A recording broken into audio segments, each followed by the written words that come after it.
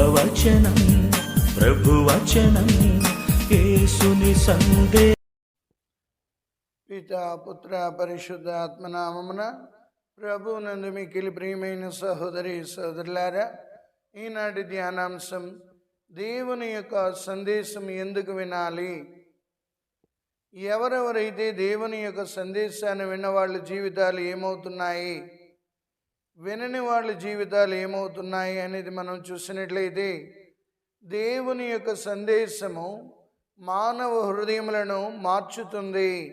అందుకే హెబ్రీయులకు రాయబడిన లేఖ 3వ అధ్యాయం 14వ వచనంలో దేవుని వాక్కు సజీవమైనది, చైతన్యవంతమైనది, అది కత్తి వాదర కంటే పదునైనది, అది కీళ్ల మధ్య సంయోగ స్థానం వరకు ఛేదించుకొని పోవును అంటున్నాడు.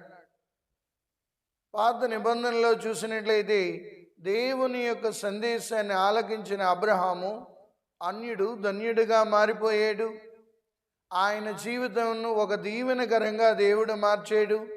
ఎవరెవరైతే దేవుని యొక్క సందేశాన్ని ఆలకిస్తారో, హృదయంలో పదిలపరుచుకుంటారో, వాళ్ళ జీవితాలు ధన్యతని పొందుతాయి. దేవుని యొక్క సందేశం నీకు నాకు ఏమి ఇస్తుందంటే జీవమునిస్తుంది.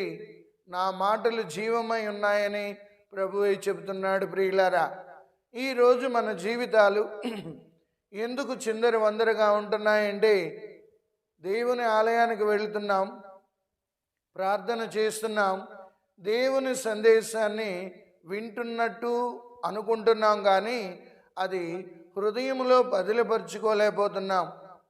దేవుని యొక్క సందేశము ద్వారా మనం చూసినట్లయితే మనం ఆరోగ్యవంతులుగా మారుతాము, ఆనందంగా తయారవుతుంటాము, ఆశీర్వాదపూర్వకంగా తయారవుతుంటాము. కావున ప్రియులారా, దేవుని యొక్క సందేశాన్ని వినడానికి మనం ఎంతవరకు ప్రయత్నిస్తున్నాము? శిరాపుత్రుడైన యేసు జ్ఞాన గ్రంథం 3వ అధ్యాయం వచనాలు 1 నుండి 2 చూసినట్లయితే, కుమారా, నా పలుకులు ఆలించినచో నీకు భద్రత కలుగును. దేవుని యొక్క సందేశం వినడం ద్వారా మన జీవితంలో భద్రత కలుగుతుంది. ప్రియులారా, దేవుని యొక్క సందేశాన్ని ఎప్పుడైతే పక్కకు పెడుతున్నామో మనము చెడు మార్గంలో పయనిస్తున్నాము.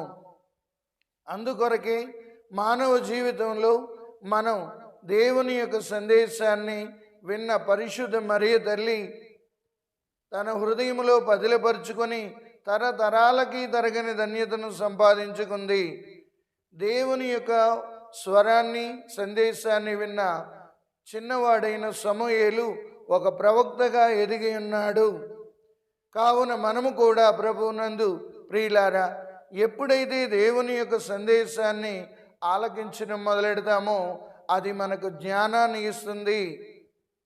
అంతేకాక దేవుని యొక్క సందేశం వినడం ద్వారా మనం బుద్ధిమంతుల సహవాసములో నడుస్తుంటాము.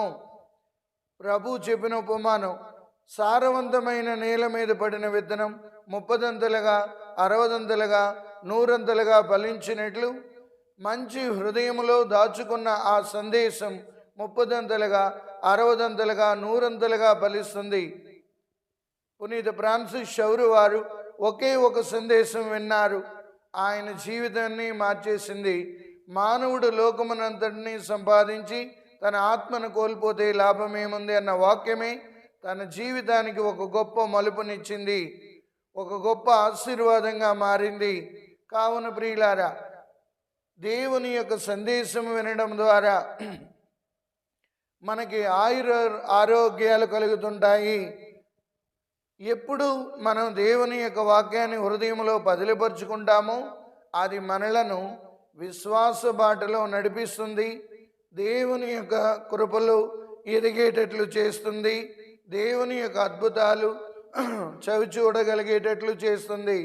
మరి ముఖ్యంగా సౌలుడు దమస్కు నగరం వెళుతూ దేవుని యొక్క సందేశాన్ని విని పరిశుద్ధుడిగా మారిపోయాడు. దేవుని యొక్క ప్రేమను చవిచూసాడు. ప్రేమ సందేశం 1 కొరింథీయులు 13వ అధ్యాయంలో చూసినట్లయితే ప్రేమ సందేశాన్ని అందజేసాడు. కాబట్టి ఎవరెవరైతే దేవుని యొక్క సందేశాన్ని చాలామంది ఏమంటారంటే ఎందుకు వినాలి, ఒకసారి విని ఆదమర్చిపోయే వాళ్ళు మరికొంతమంది, వినుట వలన విశ్వాసము కలుగును, వినుట క్రీస్తుని గురించి మాత్రమే. కాబట్టి ప్రియులారా, దేవుని యొక్క సందేశాన్ని ప్రతి ఆదివారం మనం వింటున్నాం. విన్న తరువాత దాన్ని ఏ రీతిగా హృదయంలో పదిలపరుచుకోగలుగుతున్నాము. నీ వాక్యము నా పాదములకు దీపము, నా త్రోవకు వెలుగై ఉన్నది.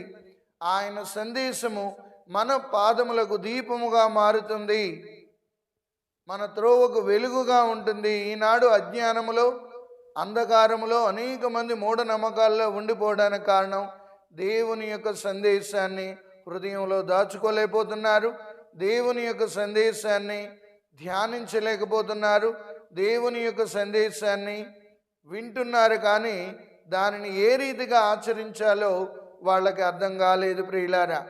అందుకొరకే అపోస్తుల చర్యలు 16వ అధ్యాయంలో దేవుని యొక్క సందేశాన్ని విన్న ఆ జైలరు ఆనందంగా ఉన్నాడు.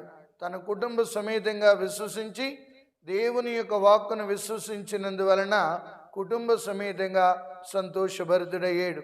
మనం కూడా ఆ వాక్యాన్ని విందాం, మన జీవితాలు మార్చుకుందాం, ప్రభు కృపకి పాత్రలుగా మారుదాం. పితా పుత్ర పవిత్ర ఆత్మ నామమున ఆమేన్.